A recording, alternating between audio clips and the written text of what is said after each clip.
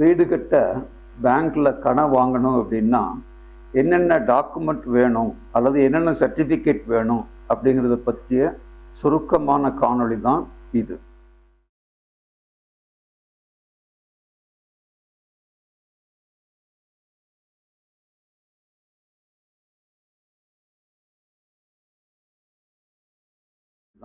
இது.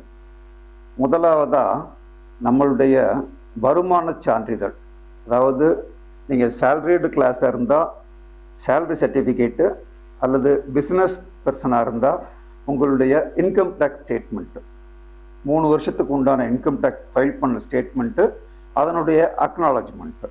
சேலரிடு கிளாஸுக்கு salary certificate, என்னென்ன பேமெண்ட்டு, என்னென்ன ரெக்கவரி, நிகரமாக டேக் ஹோம் பே எவ்வளவு அப்படின்னு அதில் காமிச்சிருக்கணும். பிஸ்னஸ் பர்சனாக இருந்தால் 3 வருஷத்துக்கு உண்டான இன்கம் டேக்ஸ் ஸ்டேட்மெண்ட்டு, அதனுடைய அக்னாலஜ்மெண்ட்டு. இது எதுக்காக அப்படின்னா உங்களுடைய வருமானம் எவ்வளவு, அதில் பிடித்தமெல்லாம் போக மாதம் உங்களுடைய நிகர வருமானம் எவ்வளவு, அதில் அதிகபட்சமாக ஒரு 40% திரும்ப கட்டுற இஎம்ஐக்காக கணக்கில் எடுத்துக்கிட்டு உங்களுக்கு எவ்வளவு லோன் தர முடியும் அப்படிங்கிறத முடிவு பண்ணுறதுக்காக இது வேணும். அதாவது மாதம் உங்களால் எவ்வளவு கட்ட முடியும், எத்தனை மாதத்துக்கு அல்லது எத்தனை வருஷத்துக்கு உங்களால் கட்ட முடியும் அப்படிங்கிறத கணக்கு பண்ணிக்கிட்டு மொத்த லோன் தொகை எவ்வளவு தர முடியும் அப்படின்னு முடிவு பண்ணுவாங்க. அதுக்கு ரெண்டாவது உங்கள் வீடு கட்ட போகிற அந்த இடத்துக்கான கிரயப்பத்திரம், அது கிரயத்துக்கு உண்டான மூலப்பத்திரங்கள். இது தவிர அந்த இடத்துக்கு ரெவென்யூ ரெக்கார்ட்ஸ் நம்ம ஒரு எவிடன்ஸ் கொடுக்கணும். அந்த இடத்துக்கு உண்டான பட்டா டிரான்ஸ்ஃபர் ஆர்டர், அந்த பட்டா டிரான்ஸ்ஃபர் அடிப்படையில் உங்களுக்கு பேரில் சிட்டா, இது எல்லாமே நம்ம கம்ப்யூட்டரில் எடுக்க முடியும். மூணாவது, நீங்கள் கட்டப்போகிற வீட்டுக்கு ஒரு பிளான் தயார் பண்ணணும். அந்த பிளானை நீங்கள் எந்த பேங்க்கில் வாங்கலான்னு முடிவு பண்ணி போய் பேசுகிறீங்களோ அந்த பேங்க் அப்ரூவ்டு இன்ஜினியர்கிட்ட வாங்கினீங்கன்னா உங்களுக்கு பின்னால் நிறைய வேலை மிச்சமாகும். ஸோ ஒரு பிளானு, அந்த பிளானுக்கு உண்டான எஸ்டிமேட்டு, இந்த பிளானையும் எஸ்டிமேட்டையும் அந்த அப்ரூவ்டு இன்ஜினியர்கிட்ட போட்டு வாங்கி டிடிசிபி அப்ரூவல் வாங்கணும். அது இப்போ ஆன்லைன்லேயே கிடைக்கிது. அந்த அப்ரூவல் அப்ளை பண்ணி அதுக்கு உண்டான பணத்தை கட்டி அந்த அப்ரூவல் வாங்கிக்கணும். ஸோ முதலாவது வருமான சான்றிதழ், ரெண்டாவது உங்கள் இடத்துக்கான டாக்குமெண்ட்டு, மூணாவது பிளான், எஸ்டிமேட் அண்ட் அப்ரூவல். இது எல்லாத்தையும் கொண்டு போய் பேங்க்கில் கொடுத்தீங்க அப்படின்னா அவங்க உங்கள் இடத்த சரி பார்த்துட்டு மேற்கொண்டு என்ன பண்ணணும் அப்படிங்கிறத சொல்லுவாங்க. மேற்கொண்டு லீகல் ஒப்பீனியன் வாங்கணும். அந்த பேங்க் அப்ரூவ்டு லாயர்கிட்ட இந்த டாக்குமெண்ட்டு, மூலப்பத்திரம், மற்றது எல்லாத்தையும் கொண்டு போய் கொடுத்து அவர் மேற்கொண்டு வில்லங்க சர்டிஃபிகேட்டு, மற்ற ரெவென்யூ ரெக்கார்ட்ஸ் இதெல்லாம் கேட்பார். அது எல்லாத்தையும் கொடுத்துட்டிங்கன்னா அவர் உங்களுக்கு அந்த சொத்து மேலே டைட்டில் இருக்கா அப்படிங்கிறத செக் பண்ணிவிட்டு ஒரு ஒப்பீனியன் அடித்து கொடுப்பாரு.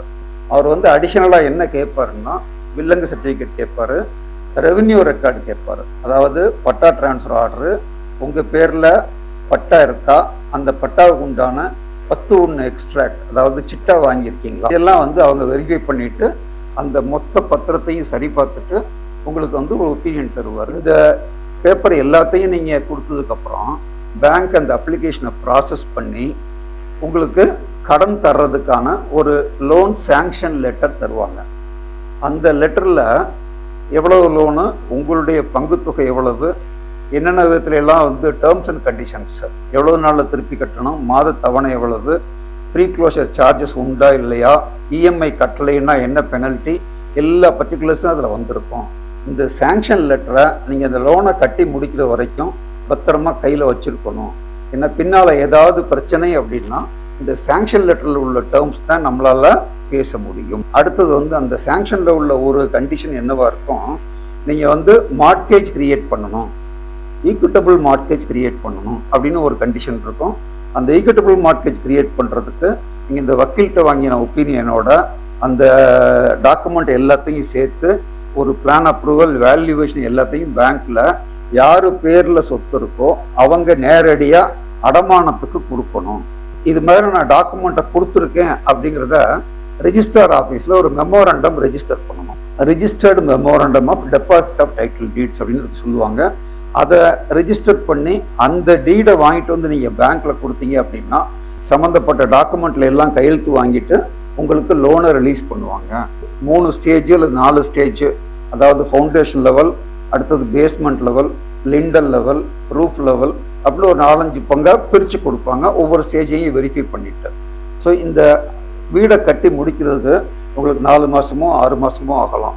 இதை கட்டி முடிச்சிட்டேன் அப்படிங்கிறதுக்கு அந்த பிளான் ரோல் கொடுத்த அதே இன்ஜினியர்கிட்ட ஒரு கம்ப்ளீஷன் சர்டிஃபிகேட் வாங்கி அதை கொண்டு போய் பேங்க்ல கொடுத்துட்டீங்க அப்படின்னா உங்களுடைய வேலை முடிஞ்சது. அதுலேருந்து அடுத்த மாதம் ரெகுலராக இஎம்ஐ திரும்ப கட்ட ஆரம்பிக்கலாம்.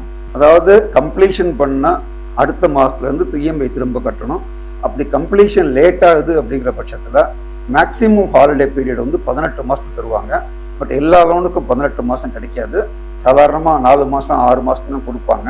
உங்களுக்கு கொடுத்த ஹாலிடே பீரியடு அல்லது வீடு கட்டி முடிச்சது இதில் எது முதல்லையோ அப்போலேருந்து நீங்கள் இஎம்ஐ கட்ட ஆரம்பிச்சிடணும். மாதம் இஎம்ஐ தவறாமல் கட்டுங்க. ஏன்னா இஎம்ஐ லேட்டாக போச்சு அல்லது கட்ட முடியல அப்படின்னா அதுக்கு ஒரு பெனல்ட்டி உண்டு. அந்த பெனல்ட்டிக்கு ஜிஎஸ்டி உண்டு. அதனால தொகை பெருசாக போயிடும். ஸோ இஎம்ஐயை தவறாமல் கட்டிட்டு ப்ரீக்ளோஷர் சார்ஜஸ் இல்லை அப்படின்னா எவ்வளோ சீக்கிரம் முடியுமோ அந்த லோனை முடிச்சிட்டிங்கன்னா வீடு முழுமையாக உங்களுக்கு சொந்தமாயிடும். நன்றி.